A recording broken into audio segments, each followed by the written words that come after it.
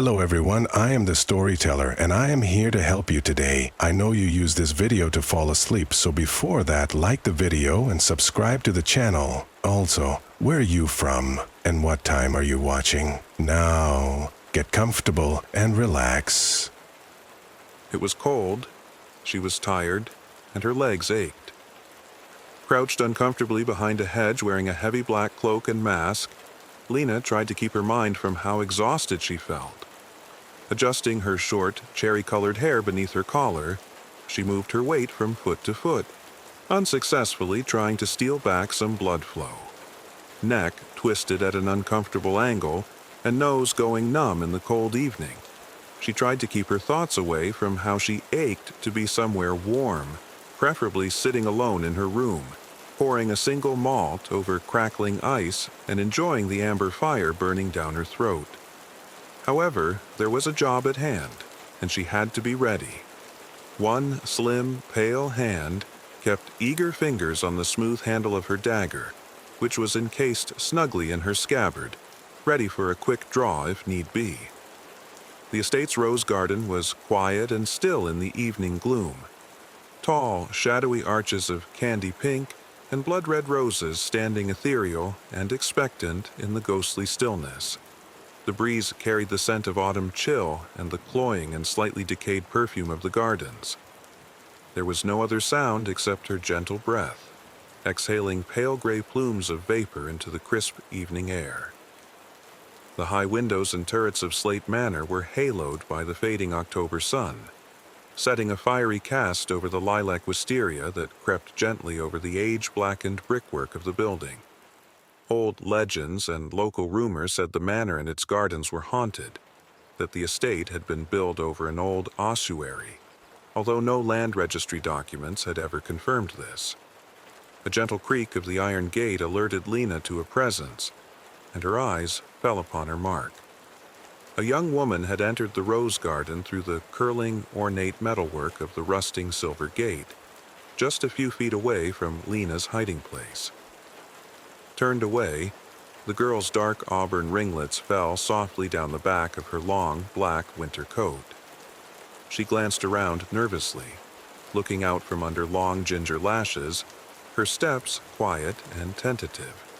She was so close that Lena could smell her perfume on the cold air, violets and green tea. Showtime. Lena moved quickly, jumping silently and fluidly into the open space, her sharp knife licking the air as she cast a fast, slicing movement towards the redhead. Caught off guard, the young woman wheeled around sharply before lurching backward and away from the knife-wielding assailant in panic. Narrowly avoiding the cut of the blade, her pale blue eyes widened in surprise and her mouth fell open in fear. A hoarse scream tore itself from her throat, the shockwave of sound filling the gardens and echoing around the enclosed space. Lena pressed forwards again, a menacing shadow looming in the almost darkness, brandishing her blade again and closing the distance between herself and her victim in seconds. As the girl's scream faded, it was replaced by a new sound. Laughter. Catching her breath, the redhead's face broke out into a wide grin, eyes twinkling with glee. Hand clutched to her chest to still her frantically beating heart.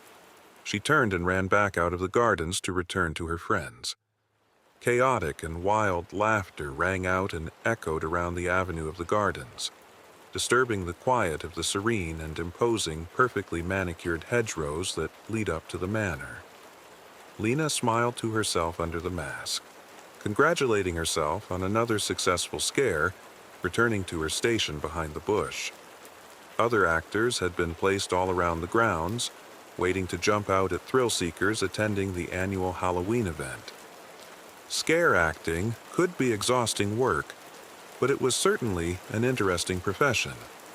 She had earned many pints in local pubs as she shared her best fright stories in spookiest locations. When it came down to it, people loved to be scared. They enjoyed the thrill, the rush of adrenaline, their heart attempting to slam wetly out of their chests, the feeling of being alive. The evening had now faded into inky darkness, the only light coming from the hanging lamps outside the manor and the wash of the waxing moon, pale as funeral lilies and bone. The cold had become unforgiving and biting, sinking into her skin and leaving her lips numb. Stamping her feet and flexing her legs to retrieve some feeling, Lena listened for more approaching guests. Silence. The gathering shadows of the rose garden felt expectant, as if the roses were holding their breath in a silent vigil. Her eye caught a flicker of movement up at the manor, the fleeting backlit shadow of a figure standing at one of the lancet windows in the east wing, gazing silently out over the grounds. She shivered, not entirely due to the cold, and felt a slight prickle of unease. Were there actors inside? She didn't recall that being mentioned during the afternoon briefing. It was entirely likely that there were, she thought, pushing the thought to the back of her head. She chastised herself for getting spooked. She was meant to be the monster here. Shaking her head slightly and readjusting her mask, she laughed off her own unease. Even professionals could still get the creeps in these places. Old abandoned houses and misty forests were still the stuff of nightmares, even if you were the thing hiding in the shadows, often alone and concealed in total darkness. That was the thing about fear and doubt. They spread so easily. As more time passed and no one else entered the moon-soaked garden, it became clear that she was alone, with only the cracked face of a stone cherub on a nearby fountain to keep her company. Where was everyone? She knew she shouldn't break character, but this was eerie. "Hello?" she called out, her voice a small and fragmented echo. In reply, the silence opened its mouth wide in the darkness, seeming to taste her inquietude. Slowly standing from her hiding place, tightened thigh muscles screaming, she moved out into the rose gardens, passing silently through the gate and out into the shadows of the main walkway, facing the manor.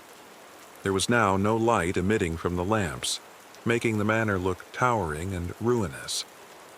The tranquility of the grounds seemed sinister now, the path bathed only in cold, gentle moonlight. A brief gust of wind left the barest feeling of an ice-cold touch on her exposed neck, and she heard the faintest sound of a whisper in her ear. Not welcome. "Guys." Despite herself, she sounded shrill and panicked, even to her own ears. She heard the sharp crackling sound of leaves further down the path, delicately dry and broken exoskeletons littering the ground. Lena turned sharply to look down the walkway, soft, black-red hair whipping in the freezing air, breath caught in her throat. Fearing flooded through her body and she felt paralyzed. A thin, willowy shape could be seen at the end of the row of pergolas, almost translucent in the gloom. Each archway was decorated by trailing and entwined rows of white roses, creating a delicate dance of light and shadow that surrounded the figure. The sound of whispering returned briefly and seemed to drop away just as suddenly. "Look at me." Mouth dry, a feeling of overwhelming panic sent static waves of fright through the delicate whorls of her brain. She looked again, despite herself. The presence at the end of the walkway had limpid black pools for eyes and a small, cold smile, its slimy blue-gray skin painfully stretched over the high, pale bone and feral features of its face. It began to smile wider, the wet skin of mucilaginous lips smearing back from rotted teeth. Then it came for her. It was a pleasant day. Sarah was cutting tomatoes in the kitchen.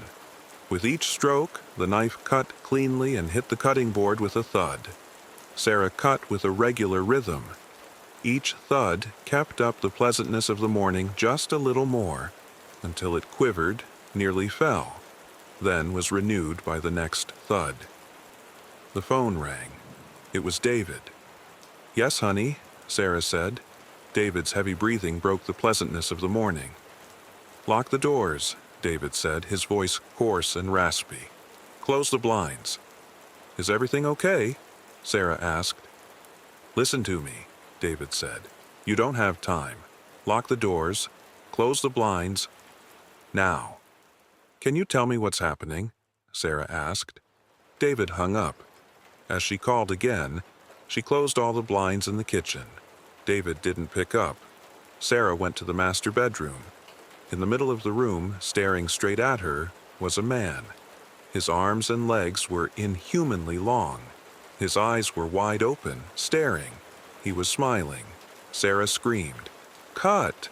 The smiling man immediately went limp. He trod off the set, his styrofoam arms dragging behind him. Sarah followed. Once she stepped over from set to reality, she was Maina. Maina was 25 years old, with a 20-year acting career. She first debuted in a family sitcom as the mean little kid. She had been in a few B-grade movies after that, but she made her breakthrough when she was 8 as an ex-Navy's daughter suffering from cancer. She remembered learning to cry on cue by applying acidic paste beneath her eyes. She landed on the cover of a magazine. Then, her career dipped. After a series of failed fantasy movies and a publicized quarrel with a well-known director, she found herself back in B-grade movies. Maina couldn't leave the industry. All she knew was film. When she looked back at her life, all she saw were her films stitched together like multicolored cellophane. Those memories were more real, more beautiful than her memories off the set. When she confessed this to her friend, she called her sad. Maina didn't see how. Acting allowed her to be more than one person, live more than one life. She thought that made her life richer than anyone else's. Maybe I could try music, Maina thought. Music had always filled the moments between scenes. It made her heart shudder whenever she found a new sound. But she had no musical talent. The bathroom tiles clicked as Maina walked. She washed her hands, scrubbing with her nails, leaving red marks. She splashed water on her face and looked into the mirror. She had a crusted-on look, with pasty foundation and matte red lipstick. Maina smiled. She smiled with her teeth clenched and nose flared. She drummed her fingers on the sink and tapped her feet. The rhythm calmed her, but soon she heard other sounds mixing in. Sounds that weren't hers, that confused her and made her ears ache and her head spin.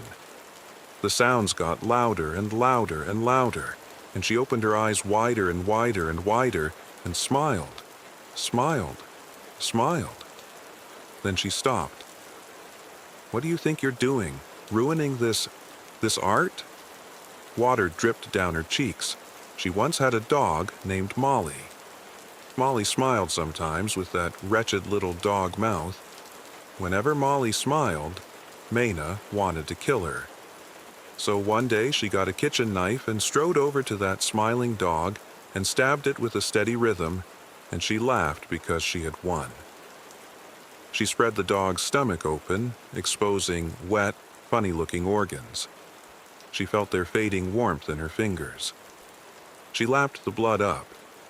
She couldn't remember the taste because that wasn't important. Maina filled her hands with water and lapped it up. Her heart shuddered as if it was something alive. She looked again at the mirror. She was ugly. Her mouth open and a sound escaped, like a scream, but soft and sharp, like opera. She sang, jumping and gliding and turning over and under, and it seemed like she could break through. She was shaking. She clenched, holding herself stiff and graceful. She danced. She looked at herself in the mirror. She was beautiful. She rolled her head sideways and arched her back. Nobody could move like this, she thought. An act for myself. She snapped her head forward and rolled her wrists. She felt how her nails dug into her palm and how her ligaments strained. Her knees buckled, her waist bent, her face contorted. All of a sudden she realized that her eyes were closed. She opened them violently. How could she miss her own act? When she watched, she couldn't feel. When she felt, she couldn't watch. Her voice reached a crescendo and she dragged her nails down her wrist, drawing blood. Pain was pleasure. She wanted to finish. Her heart shuddered again. Maina screamed. An intern hurried in, bringing Mayna's song and dance to a jarring and beautiful end. Mayna passed the intern without looking at her, but she could feel the intern's eyes on her exposed neck and shoulders. Her skin tingled. What was she thinking? Mayna thought. What was she feeling? Shock, fear, amusement. Was her soul crying out, "Encore, encore"? She returned to the set. She didn't look around to see whether anyone else had heard her song. She felt at rest. This was familiar. She was Sarah. The next scene was in the kitchen. She was to fend off the monster with a kitchen knife. Action! The smiling man moved towards her. She saw on his styrofoam arm a little patch of peeling paint. She saw in the corner of her eye the salsa stain on the shirt of the cameraman. She looked into the smiling man's eyes. She wanted to kill him. So she did. She stabbed him with sharp, rhythmic movements. The cameraman screamed. This annoyed her. The sound was mixing in with her rhythm. This was not enough. She pushed the smiling man away and raised the knife to her stomach. She hesitated. Had she lived enough? Was she satisfied? Couldn't she act one more character? One more scene? She heard faraway shouts. Yes, she thought. This was enough. This was all. Stab, stab, stab. The familiar sensation of warm blood streaked down her hands. People were closing in on her to break her rhythm. She had to finish. Stab, stab, stab, stab, stab, stab, stab, stab, stab, stab. Someone grabbed her arm. She thought she could fight, finish, but she felt herself let the knife go and succumb to her rescuer.